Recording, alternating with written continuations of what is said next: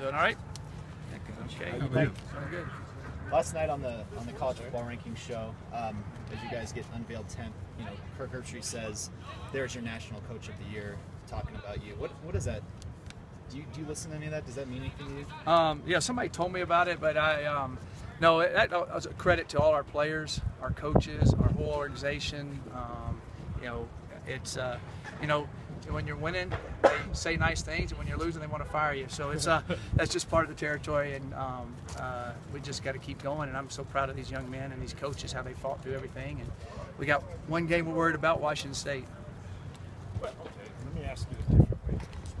What, if any, satisfaction do you take in that this has been a struggle for you and everybody else to have the opportunity that you do have? The opportunity we have is phenomenal. I just talked to the team about it. Enjoy the moment, and understand within the moment you got certain goals you got to keep reaching, but enjoy the moment. And there's part of embracing a moment that kind of relieves a lot of the pressure too, because you're living it, you're doing it. You don't get the chance to live it again. Right. And I was telling them this morning, I can't tell you how many former players on this team that have been here since I've been here that are graduated, moving on, that have been texting me, calling me with them too. I said, they all want to be back in this room, and they're all part of this. They helped us build this, and so guys, keep playing, because you're not only honoring yourselves, you're honoring them.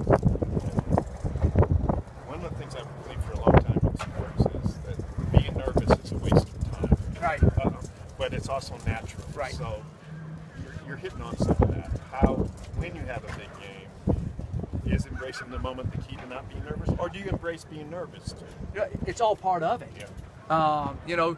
One of the reasons you play in sports or anything that you do when you go to speak or whatever, even when y'all write a story, you got to get a little anxious about reading it, and you want to make sure it's right. That's part of the fun of it. Yeah. And so embrace that. And I think that's what these guys are doing. And also the other way you help that is the way you prepare, the way you're mentally prepared, the way you're physically prepared, and understanding. So when you get out there, you can just start playing, and you don't have to think as much. When you're talking about embracing challenges. How much do you get the sense that your secondary is really looking forward to facing one of the best, if not the best, challenge they've had all season? Yeah, I think our secondary, if you're a good secondary player, you kind of got to have a little bit of that swagger, and you got to have a memory that's gone just like that on a good play or a bad play.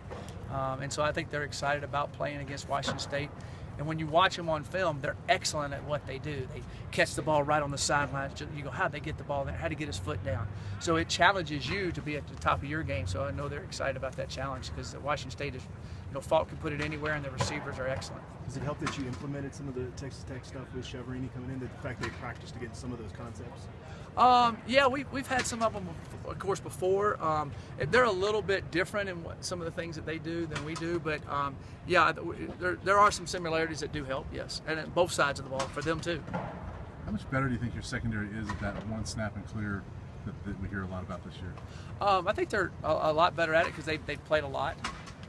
And so that helps. They know that you can get beat on one play, but you can make it up the next play. And if you're showing the opponent upstairs in the press box that you're holding your head down, and they're going to keep, if you show them you're a little nervous, they're going to keep attacking you. So they know to keep having that instinct to keep playing. Like, maybe one of the biggest differences with Washington State this year is they're playing some pretty good defense. Yes. What have you seen from them? Yeah, defensively they're playing really well. They play extremely hard. They stun a lot. They cause a lot of negative plays. So we've got to be able to handle that. And with our offensive line, and our quarterback's got to be able to see a few things and handle that, and I think he will. John Elway used to talk a lot, even when he got to be an older NFL player. Right. That it took him a long time to truly trust his teammates. And that seems to me to be part of the maturation process of the quarterback. Right. How has Cepho done that? Yeah, we talked so much about him taking so much on his shoulders, right. but this year he hasn't. Cepho completely trusts his teammates, and he has confidence in what we're doing.